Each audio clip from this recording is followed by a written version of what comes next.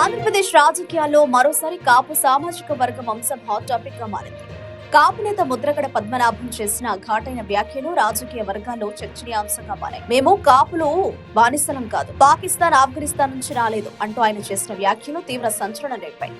కాపుల గౌరవాన్ని దెబ్బతీసేలా జరుగుతున్న పరిణామాలపై తీవ్ర అసంతృప్తి వ్యక్తం చేశారు ఆయన. ముద్రగడ పద్మనాభం మాట్లాడుతూ రాష్ట్ర రాజకీయాల్లో కాపుల పాత్రను ఎవరూ చిన్నచూపు చూడలేరని స్పష్టం చేశారు.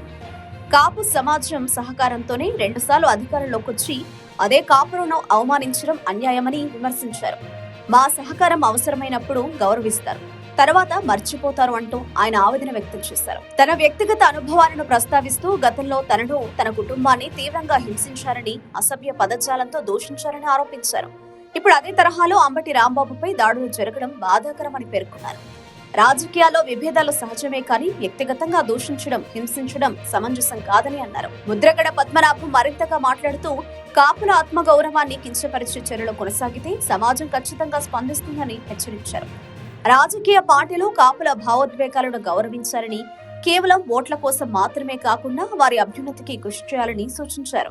ఈ వ్యాఖ్యలతో రాష్ట్ర రాజకీయాల్లో కాపు సమాజం చుట్టూ మరోసారి చర్చలు వేగం పుంజుకున్నాయి. ముద్రగడ వ్యాఖ్యలకు ఇతర రాజకీయ పార్టీల నేతలు ఎలా స్పందిస్తారన్నది ఆసక్తికరంగా మారింది. కాపు ఓటు బ్యాంకు కీలకంగా ఉన్న నేపథ్యంలో ఈ వివాదం రానున్న ఎన్నికలపై కూడా ప్రభావం చూపే అవకాశం ఉందని రాజకీయ విశ్లేషకులు భావిస్తున్నారు. మొత్తానికి కాపుల గౌరవం, రాజకీయ ప్రాధాన్యతపై ముద్రగడ పద్మనాభం చేసిన వ్యాఖ్యలు రాష్ట్ర రాజకీయాల్లో కొత్త చర్చకు దారితీశాయి. ఇప్పుడు ఈ అంశం ఎలా మలుపు తిరుగుతుందో చూడాలి. 2 దఫాలు కాపులు సహకారంతో 2 సార్లు ముఖ్యమంత్రి అయ్యారు.